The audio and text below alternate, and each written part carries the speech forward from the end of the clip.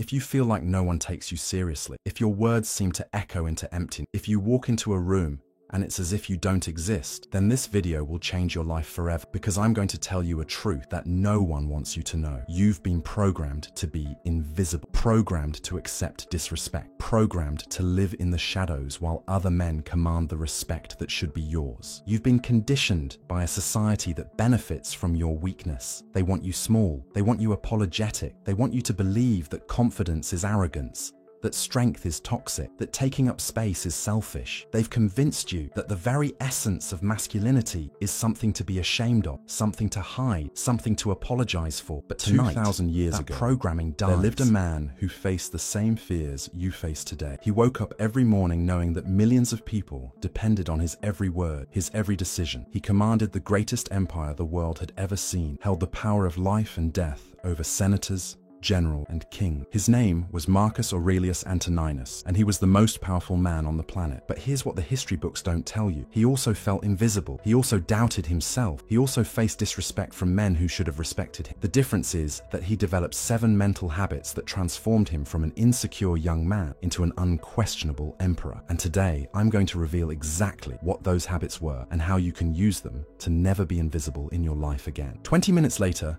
someone else presents almost the exact same idea, and the room erupts in agreement. Brilliant, they say. Exactly what we need. You sit there, invisible, wondering if you imagined the whole thing, but you didn't. This is your reality. This is the reality of millions of men who have been systematically conditioned to believe they don't matter. Because here's the truth. The problem isn't that you were born weak. The problem is that you never learned the secrets that transform boys into king. But that ends today. Picture this. You're in a meeting at work. You have an idea, a good one. You clear your throat and begin to speak. But before you can finish your second sentence, someone cuts you off. Your colleagues barely acknowledge you spoke. Or perhaps you recognize this scene. You're out with friends, and there's that one guy who somehow commands the entire conversation. When he speaks, everyone listens. When he's silent, people wait for his words. He doesn't seem smarter than you. He doesn't seem more successful than you. But there's something about him, a presence, an energy that you can't quite define. And you wonder, what does he have that I don't? The answer is simple, but it's not what you think. It's not confident. It's not charisma. It's not even success. It's something much deeper, much more fundamental. It's what Marcus Aurelius called the disciplined mind, the ability to command respect not through force or manipulation, but through the quiet, unshakable certainty of a man who knows exactly who he is. We're living through a silent epidemic. An entire generation of men who have been conditioned to be small, to not take up space, to apologize for existing. If you're like most modern men, you know this feeling intimately. You speak and people don't listen. You enter a meeting and your colleagues talk over you. You express an opinion and it's ignored. But 5 minutes later, another man says exactly the same thing, and everyone agrees as if it were genius. You're not imagining. This is really happening. And the reason is simple. You've lost your natural presence. You've lost that inner strength that makes other men respect you automatically, and women notice you instantly. You've become a ghost in your own life. The statistics are devastating. Study after study shows that masculine self-esteem is in free fall. 60% of men between 20 and 40 report feeling ignored or disrespected in most social situations. 75% admit they fake confidence when they actually feel small inside. 83% say they've been talked over or dismissed in professional settings within the last month. And the most tragic part? Most don't even realize they're trapped in a devastating, vicious cycle. It works like this. The less presence you have, the less respect you receive. The less respect you receive, the lower your confidence becomes. And the lower your confidence, the less presence you project. It's a downward spiral that only gets worse with time, until you wake up one day and realize you've become completely invisible in the world. But here's what's even worse. The methods that promise to help you are actually keeping you weak. The modern self-help industry has sold you a lie. They told you that it was enough to think positive, repeat affirmations in the mirror, or follow some 30-second confidence hack to transform your life. They filled you with temporary motivation and superficial techniques that work for a few days and then leave you emptier than before. They've convinced you that the problem is external, that you need better clothes, a better job, more money, a better car. They've sold you the fantasy that confidence comes from achievement, that respect comes from success, that presence comes from possessions. All lies designed to keep you consuming, keep you dependent, keep you weak. The truth is that these methods were designed to create dependency, not strength. They want you to keep buying the next course, the next book, the next miracle solution. Because if you actually became strong, you wouldn't need them anymore, and they know it. Think about it. When was the last time a self-help guru told you that you already had everything you needed inside you? When was the last time they said that transformation didn't require their product, their system, their approval? Never. Because their entire business model depends on your continued weakness. The difference between motivation and discipline is the difference between a rocket and a mountain. Motivation burns bright and fast, then burns out. You feel pumped for a few days, maybe a few weeks, then you're back to the same old patterns, the same old weaknesses, the same old invisible existence.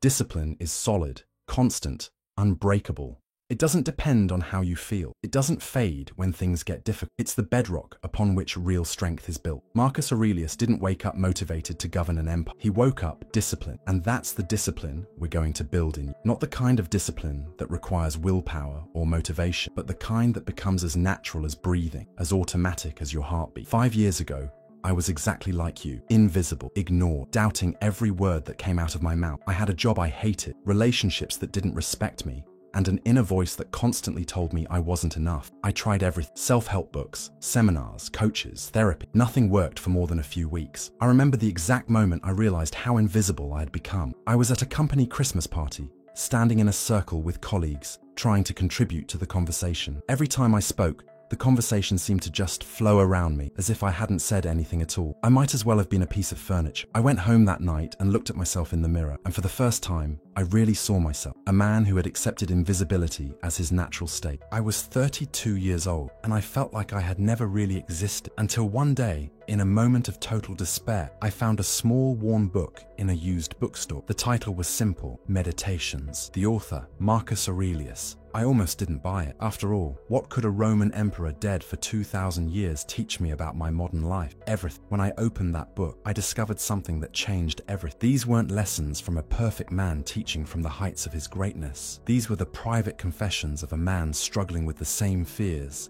the same insecurities, the same moments of weakness that I faced every day. The difference is that he had found a way to transform that weakness into unbreakable strength. Marcus Aurelius wasn't born emperor. He was chosen by Emperor Antoninus Pius to be his successor when he was still young, and that responsibility terrified him. He wrote about sleepless nights, about senators conspiring against him, about moments when he doubted whether he had the strength to lead. He faced exactly what you face, the feeling of not being enough for life's responsibilities. But here's what makes Marcus different from every modern self-help guru. He didn't pretend to have easy answers. He didn't promise that transformation would be quick or comfortable. He understood that real strength comes from facing the hardest truths about yourself and forging something unbreakable from that raw material. Unlike modern gurus who sell empty hope, Marcus developed a practical and proven system. 7 mental habits that he practiced religiously every day until they became automatic. These habits transformed him from an insecure young man into the most respected man of his era. And the most incredible part, they work exactly the same way today. But before we dive into these 7 habits, you need to understand something crucial. This isn't about becoming someone else. This isn't about putting on a mask or playing a role. This is about becoming who you truly are underneath all the conditioning, all the programming, all the lies you've been told about yourself. The man you're going to become has always been there, buried under years of being told to be smaller, quieter, less. Today,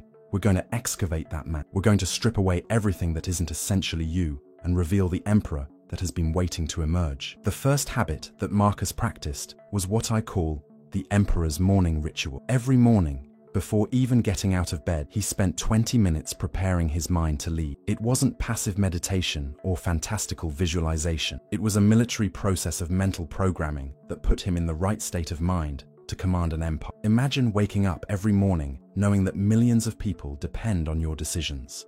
Knowing that your words could start wars or create peace. Knowing that your strength or weakness would ripple through history itself. How would you prepare your mind for such responsibility? Marcus began by reminding himself of who he was. Not a boy seeking approval, but an emperor responsible for millions of lives. He reviewed the challenges of the coming day and mentally prepared for each one. He reminded himself that obstacles weren't punishments, but opportunities to strengthen his character. In 20 minutes, he transformed his mind from a reactive state to a state of absolute command. He wrote, "When you wake up in the morning, tell yourself, the people I deal with today will be meddling, ungrateful, arrogant, dishonest, jealous, and surly. They are like this because they can't tell good from evil. But I have seen the beauty of good and the ugliness of evil, and have recognized that the wrongdoer has a nature related to my own. This wasn't pessimism. This was preparation. He was programming his mind to remain centered and strong, regardless of what the day would bring. He was choosing his response to circumstances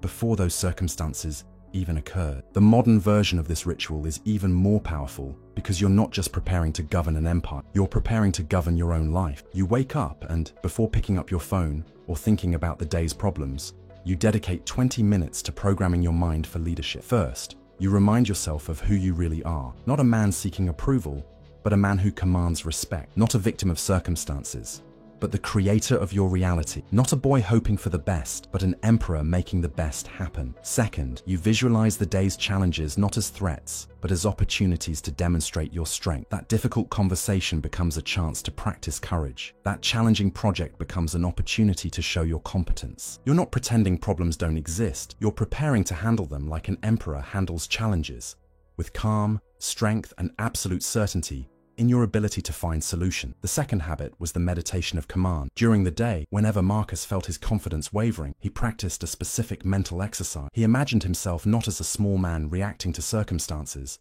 but as a general commanding an army. That person who disrespects you becomes a training ground for your unshakable calm. Third, you connect with something greater than yourself, something worth fighting for. Marcus fought for the Roman people, for justice, for virtue itself. What are you fighting for? Your family, your value, your legacy. Connect with that purpose and let it fuel your strength. This isn't positive thinking. This is strategic thinking. He changed his posture, his breathing, his inner voice. In seconds, he transformed weakness into strength. Here's how it worked. When facing a difficult situation, Marcus would pause and ask himself, how would a great emperor handle this? Not how would he like to handle, not how would be easiest to handle, but how would greatness itself respond to this challenge? He wrote, "Remember that very little disturbs the wise man, for he is not disturbed by what happens, but by his opinion of what happens." In other words, the situation itself has no power over you. Only your response to the situation has power. When you apply this in your life, something magical happens. That meeting where you'd normally feel small, you enter as a commander. You don't walk in hoping to avoid conflict. You walk in ready to lead. Your posture changes, your voice changes, your entire energy changes. That difficult conversation that would normally make you stutter, you conduct it like a general conducting a war council. You don't speak from fear or hope. You speak from authority and certainty. You don't react to emotion. You respond to facts. It's not pretending or theater. It's accessing the strength that was always inside you, but was buried by years of conditioning to be small. Every man has an emperor inside him. The tragedy is that most men never learn how to access that emperor. The technique is simple but profound. When you feel your confidence wavering, when you feel yourself shrinking, when you feel the old patterns of weakness trying to take over, you pause, you take a deep breath, you straighten your spine. You ask yourself, how would Marcus Aurelius handle this? And then you handle it that way. The result of these first two habits is a natural presence that intimidates and attracts simultaneously. People begin to notice when you enter a room. Your words carry weight, your silence commands attention. You no longer have to fight for respect,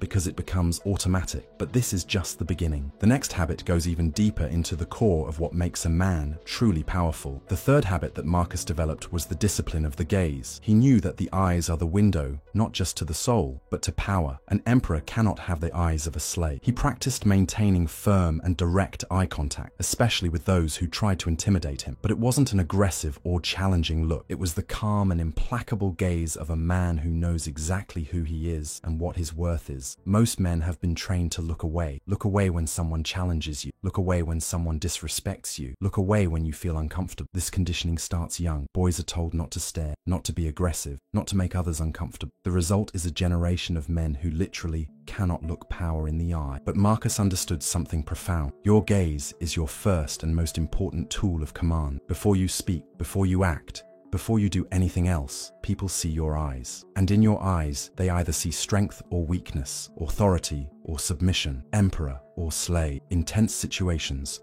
when treacherous senators tried to question or humiliate him, Marcus used what he called the gaze of eternity. He would stare at them as if he could see through them, as if he were a god observing insignificant mortals, not with contempt, but with the absolute calm of someone who knows he has complete control of the situation. He wrote, "The best revenge is not to be like your enemy." When someone tried to diminish him with insults or disrespect, he didn't respond with anger or defensiveness. He responded with the gaze of eternity, a look that said, "You are beneath my notice. Your words have no power here." The modern version is equally powerful. When someone tries to disrespect you or make you feel small, you don't look away. You don't lower your head. You don't give them the satisfaction of seeing you flinch. You maintain calm and firm eye contact, as if you were looking through the person, seeing not their petty words, but their deep insecurity that drives them to try to diminish others. It's not a look of anger, but of complete indifference to the drama they're creating. It's the look of a man who knows his worth and doesn't need to defend it to anyone. It's the look that says, "I am unmoved by your attempts to move me." Practice this everywhere. In conversations, maintain confident eye contact. Don't stare people down aggressively, but look at them with the calm certainty of someone who belongs exactly where he is. When someone challenges you, let your eyes be the first thing that respond, not with defensiveness, but with unshakable calm. The fourth habit was control of the inner voice. Marcus knew that the most important battle happens inside your own mind. He developed specific techniques to silence the self-destructive thoughts that tried to sabotage him. When his mind began to whisper,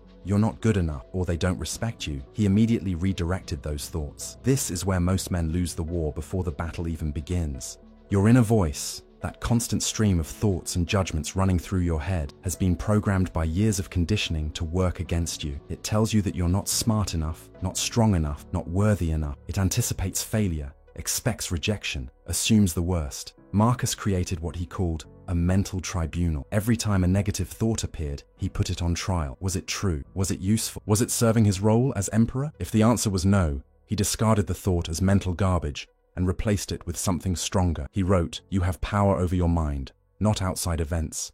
Realize this, and you will find strength." This is perhaps the most important truth you'll ever learn. You are not your thoughts. You are the observer of your thoughts. You are the emperor of your own mind. And like any emperor, you have the power to banish what doesn't serve. The technique Marcus used was simple but revolutionary. When a self-defeating thought entered his mind, he would immediately ask, "Is this thought serving my highest purpose? Is it making me stronger or weak? Is it helping me become the man I'm meant to be?" If the answer was no, he would consciously replace that thought with its opposite. Instead of, "I can't handle this," he would think, "I am exactly who needs to handle this." Instead of, "They don't respect me," he would think, "I command respect through my actions." Instead of, "I'm not good enough," he would think, "I am becoming better every day." This isn't positive thinking or self-delusion. This is strategic thinking. You're not ignoring reality. You're choosing to focus on the aspects of reality that empower you rather than the aspects that weaken you. You're programming your mind for strength instead of weakness, for success instead of failure, for command instead of submission. When you master this habit, something revolutionary happens. That voice that always told you that you weren't enough finally goes silent. In its place, a voice of command emerges, a voice that constantly reminds you of your strength, your worth, your right to take up space in the world. It's not toxic positivity, it's empowered realism. The result of habits 3 and 4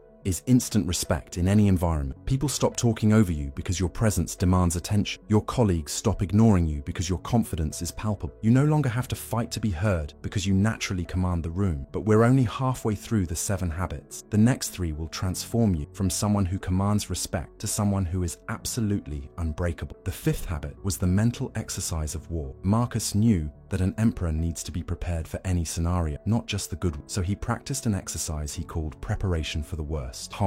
Mentally, he rehearsed losing everything: the empire, his family, his health, his life, not out of pessimism, but to become mentally unbreakable. This might sound morbid or negative, but it's actually the most liberating practice you can develop. Here's why. Most of your anxiety, most of your fear, most of your weakness comes from your attachment to things you might lose. Your job, your relationships, your possessions, your reputation. You live in constant fear that these things might be taken away. But Marcus understood a profound truth. When you mentally prepare to lose everything, you stop being afraid of anything. When you accept that death is inevitable, you stop living as if you were immortal and start living as if each day mattered. When you imagine losing everything you have, you stop being a slave to the fear of loss and become free to risk, to fight, to conquer. He wrote, "Loss is nothing else but change, and change is nature's delight. Everything you have will eventually be lost. Your job will end. Your relationships will change. Your body will age. Your life will end. This isn't pessimism. This is reality. And when you accept this reality completely, you become free." The exercise worked like this. Marcus would spend time each day imagining specific loss scenarios. What if he lost the empire tomorrow? How would he respond? What if his family was taken from him? How would he continue? What if he was stripped of all his possessions and power? Who would he be then? But here's the crucial part. He didn't imagine these scenarios to torture himself or feed his fears. He imagined them to prepare his mind for any possibility and to remind himself that his worth wasn't dependent on external things. He was valuable, not because he was emperor, but because of who he was as a man, his character, his virtue, his inner strength. The modern application is equally powerful. Spend time each week imagining losing the things you're most attached to: your job, your relationship, your possessions, your health, not to manifest these losses, but to prepare your mind for any possibility and to remind yourself that your worth isn't dependent on these external things. What would you do if you lost your job tomorrow? Not just practically, but psychologically. How would you maintain your sense of self-worth? What would you do if your relationship ended? How would you continue to respect yourself? What if you lost everything you own? Who would you be then? When you can answer these questions with calm certainty, when you can imagine any loss without panic or despair, you become truly free. You stop living in fear, because you've already faced your worst fears and survived them. You stop being controlled by circumstances because you've prepared for any circumstance. The sixth habit was the practice of indifference. Marcus developed the ability to be completely indifferent to other people's opinions, criticisms, and dramas, not because he didn't care about people, but because he knew that others' approval didn't determine his worth. He wrote, "How much more mental pain we create through our judgments about pain than the pain itself." This is perhaps the most misunderstood concept in Stoicism. People think indifference means not caring about anything or anyone, but that's not what Marcus practiced. He cared deeply about justice, about virtue, about doing what was right. What he was indifferent to was other people's judgments about him. Think about how much of your mental energy is consumed by worrying about what other people think. What will they say if I speak up in this meeting? What will they think if I express this opinion? What will they do if I don't agree with them? This constant concern for others' approval is mental slavery. Marcus practiced what he called the fortress of the mind. Just as a physical fortress protects against physical attacks, the mental fortress protects against psychological attacks. When someone criticized him, insulted him, or tried to manipulate him, their words bounced off his mental fortress like arrows bouncing off stone walls. The technique was simple. Whenever someone tried to make him feel bad about himself, he would remind himself of a fundamental truth. Their opinion was just that, an opinion. It had no power over him unless he gave it power. Their words were just sounds in the air unless he chose to give them meaning. He wrote, "If anyone tells you that a certain person speaks ill of you, make no other answer than, 'He was ignorant of my other faults,' or 'he would not have mentioned these alone.'" In other words, don't defend yourself against criticism, be indifferent to it. This doesn't mean being insensitive or cruel. It means understanding that the only opinion that really matters is your own, based on your values and principles. When someone tries to make you feel bad, you receive that energy with complete indifference. Like a rock receives ocean waves. The water can hit with all its force, but the rock remains unmoved. Practice this in every interaction. When someone criticizes, instead of immediately defending yourself or feeling hurt, pause and remind yourself, this is just their opinion. It has no power over me unless I give it power. When someone tries to manipulate you with guilt or shame, respond with calm indifference. That's an interesting perspective. I'll consider it. Then do whatever you think is right, regardless of their reaction. The seventh and final habit was the nightly review of power. Every night before sleeping, Marcus reviewed the day that had passed. He examined his successes and failures with brutal honesty. Where had he been strong? Where had he been weak? What lessons could he extract? How could he be better tomorrow? This wasn't a review of self-pity or self-flagellation. It was a strategic analysis of a general studying a battle. He celebrated his victories, learned from his defeats, and committed to being stronger the next day. This kept him in constant evolution, always growing, always becoming a more powerful version of himself. Most men never examine their lives honestly. They either avoid thinking about their failures or they obsess over them without learning from them. Marcus did neither. He looked at each day as data, information that could help him become stronger tomorrow. He would ask himself specific questions. When did I show strength today? When did I show weakness? What triggered my weakness? How can I be stronger in similar situations tomorrow? What did I learn about myself today? How can I apply that learning going forward? But here's what made Marcus's review different from modern self-reflection. He wasn't trying to feel good about himself. He was trying to become better. He wasn't looking for validation or comfort. He was looking for truth and growth. The modern application is equally powerful. Before you go to sleep each night, spend 10 minutes reviewing your day. Not to judge yourself harshly, but to extract lessons that will make you stronger tomorrow. Ask yourself, when did I act like an emperor today? When did I act like a slave? What can I learn from both experiences? When you integrate these 7 habits, something profound happens. You develop what Marcus called the inner citadel, a mental fortress that no one can attack, that no circumstance can bring down. You become mentally unbreakable, emotionally armored, spiritually invincible. But here's the most important part. You cannot implement all 7 habits at once. Your brain will resist. It will try to convince you that this is too difficult, too extreme, too different from who you've always been. This is normal. All real transformation encounters resistance. Think of your current mental patterns as well-worn paths in your brain. You've been walking these paths for years, maybe decades. They're comfortable,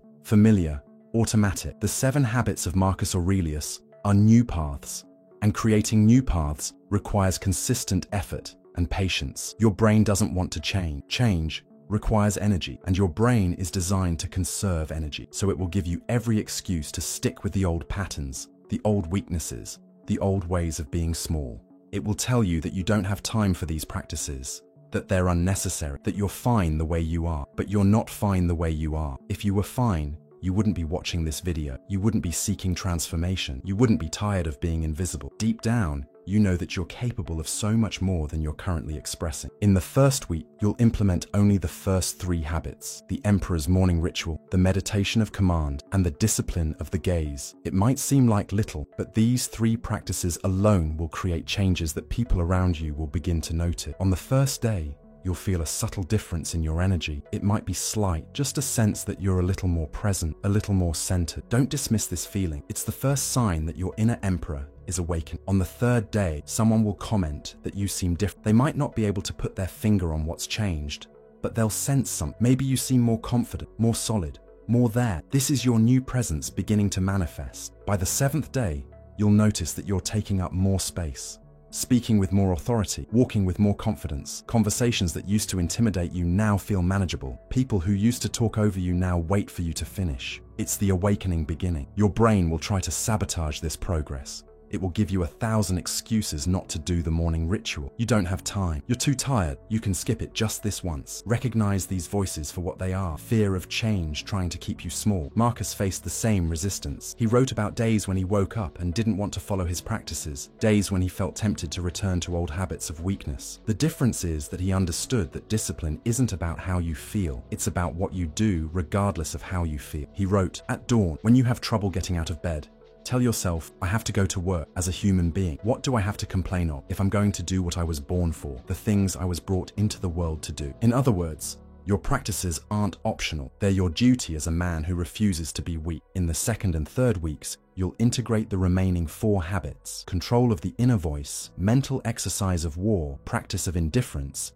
and nightly review of power. Now you're operating with the complete system that transformed Marcus into one of the most powerful men in history. It's in these weeks that the real metamorphosis happens. People begin to treat you completely differently. That colleague who always interrupted you now waits for you to finish speaking. That person who used to disrespect you now treats you with consideration, not because you did something specific to them, but because your energy has fundamentally changed. You'll experience moments of transformation that will mark you forever. Moments when you surprise yourself with your own strength. Situations where the old you would have shrunk, but the new you remains firm and commands respect. Conversations where your words carry a weight you've never felt before. I remember my own first moment of transformation. I was in a meeting with senior executives, and one of them made a dismissive comment about a project I was leading. The old me would have apologized, made excuses, tried to win back his approval, but something had changed. I looked him directly in the eye, used the gaze of eternity, and calmly said, "I understand you have concerns. Let's address them one by one." The room went quiet. Everyone was looking at, not with the polite attention you give to someone who speaks, but with the genuine respect you give to someone who commands attention. In that moment, I felt the emperor inside me awake. I felt what it meant to be truly powerful. People begin to seek you out for advice. They want to know what you think, how you would handle difficult situations. They want to be near your energy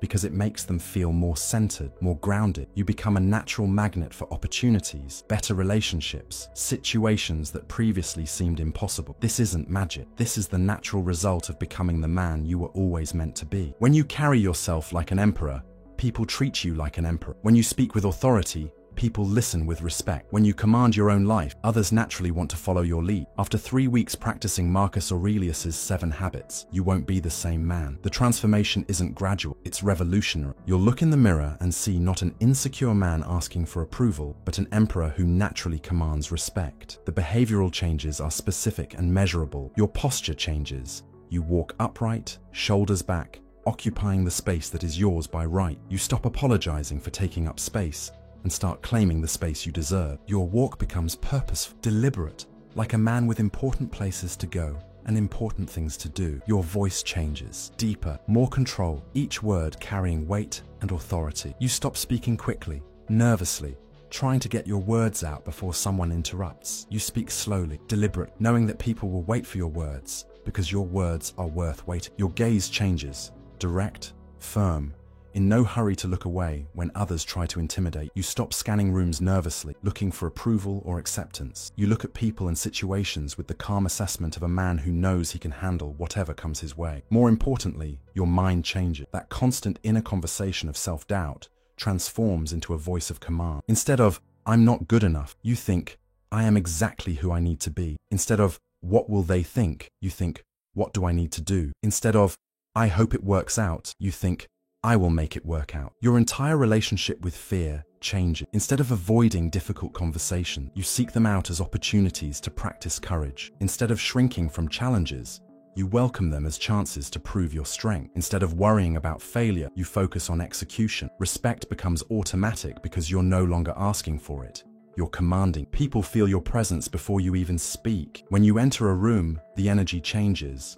Conversations shift in your direction. People instinctively want to know what you think, how you see the situation. When you speak, people listen not just to your words, but to the authority behind them. When you're silent, that silence has weight. People wait to hear what you'll say next, because they sense that when you do speak, it will be worth hearing. You develop what Marcus called imperial dignity, an intangible quality that makes people naturally respect you. It's not arrogance or prepotence. It's the quiet certainty of a man who knows exactly who he is and what his worth is. It's the silent strength of someone who doesn't need to prove anything to anyone because his strength speaks for itself. This dignity manifests in everything you do. The way you handle conflict, not with anger or defensiveness, but with calm certainty. The way you receive criticism, not with hurt or retaliation, but with indifferent assessment of whether it's useful. The way you deal with success, not with boasting or pride, but with quiet satisfaction and preparation for the next challenge. Your new identity is no longer that of an invisible man fighting for crumbs of attention. You become magnetic, attracting the right people,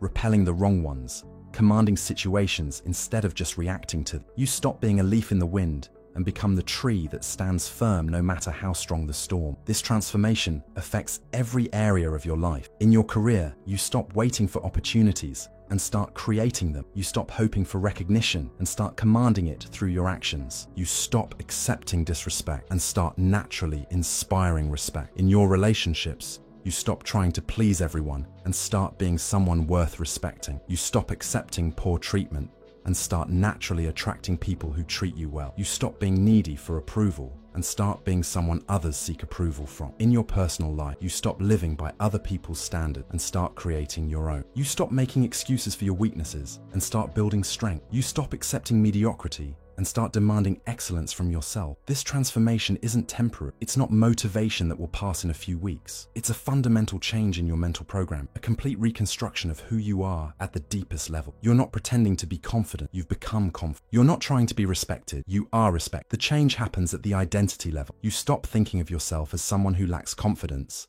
and start thinking of yourself as someone who embodies strength. You stop seeing yourself as someone who gets disrespected and start seeing yourself as someone who naturally commands respect. You stop being the victim of your circumstances and become the emperor of your destiny. But this transformation comes with responsibility. When you become powerful, you have a duty to use that power wisely. Marcus understood this deeply. He wrote, "What brings no benefit to the hive brings none to the bee." Your strength isn't just for you, it's for everyone whose life you touch.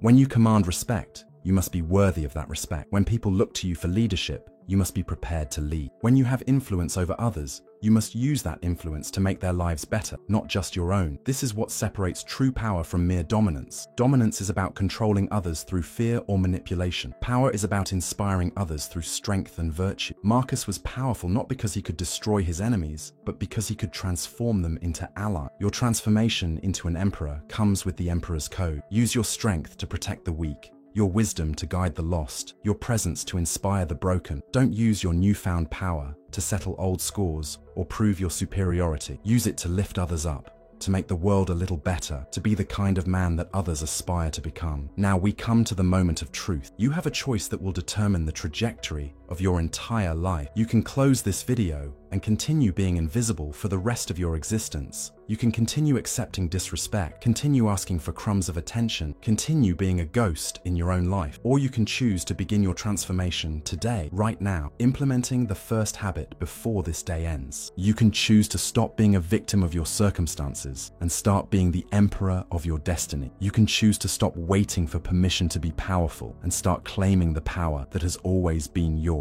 Marcus Aurelius tested these principles, commanding the greatest empire in history. He used these practices to lead armies, govern senators, make decisions that affected millions of lives. If it worked for him facing pressures you can't even imagine, it will work for you facing the challenges of your modern life. He faced Germanic tribes trying to destroy his empire. You face difficult colleagues trying to undermine your career. He faced senators plotting against him. You face people who disrespect you. He faced the weight of absolute responsibility. You face the weight of your own potential. The scale is different, but the principles are the same. The strength required to lead an empire is the same strength required to lead your own life. The presence needed to command armies is the same presence needed to command respect in any room you enter. The difference between you and the men you admire isn't talent, luck, or circumstances. It's mental discipline. It's the willingness to do the inner work that most men consider too difficult or unnecessary. It's the courage to transform when it would be easier to remain small. Most men choose comfort over growth. They choose familiar weakness over unfamiliar strength. They choose the known misery of invisibility over the unknown territory of power. Don't be most men. You have a simple choice. Start today or remain invisible. Implement the Emperor's morning ritual tomorrow morning, or continue waking up as a slave to circumstances. Practice the meditation of command in the first challenging situation that appears, or continue reacting like a victim. Develop the discipline of the gaze in the next conversation you have, or continue looking away like a scared boy. Marcus Aurelius wrote, "You have power over your mind, not outside events." Realize this, and you will find strength. Today, you've discovered not only that you have this power, but exactly how to use it. The question isn't whether you can transform. The question is whether you will choose to transform. The man you can become is waiting. He's been waiting your entire life. He's been buried under years of conditioning, years of being told to be smaller, years of accepting less than you deserve. But he's still there, waiting for you to dig him out, waiting for you to remember who you really are. The respect you deserve is waiting. It's been waiting in every room you've entered, but felt invisible. It's been waiting in every conversation where you were talked over. It's been waiting in every situation where you accepted treatment that was beneath your dignity. The strength that was always inside is waiting. It's been waiting through every moment of self-doubt, every instance of fear, every time you chose to play small instead of standing tall. It's your birthright as a man, and it's time to claim it. All you need to do is begin tomorrow morning, before picking up your phone, before checking social media, before letting the world dictate how you're going to feel. You're going to dedicate 20 minutes to programming your mind for command. You're going to sit on the edge of your bed and remind yourself, I am not a boy seeking approval. I am a man who commands respect. Today, I will face challenges not as threats, but as opportunities to demonstrate my strength. Today, I will not react to circumstances. I will command them. And when you do that, When you take the first step on this journey of transformation, you'll understand what Marcus meant when he wrote, "The best revenge is not to be like your enemy." You'll understand that the best response to being treated as invisible is to become impossible to ignore. You'll discover that there's nothing in this world that can break a man who refuses to be broken. You'll learn that respect isn't something you earn through achievement, it's something you command through presence. You'll realize that power isn't something you acquire from outside, it's something you develop from within. Your empire begins now, not an empire of land and subjects, but an empire of self-mastery, self-respect, and unshakable strength. Your transformation begins today, and like Marcus Aurelius commanding the greatest empire in history, you'll discover that the most important territory to conquer isn't outside you, it's inside. As Marcus Aurelius said 2,000 years ago, loss is nothing else but change, and change is nature's delight. The loss of your old, weak, invisible self is not a tragedy, it's a celebration. It's the birth of the emperor you were always meant to be. The moment is now. The power is yours, use it.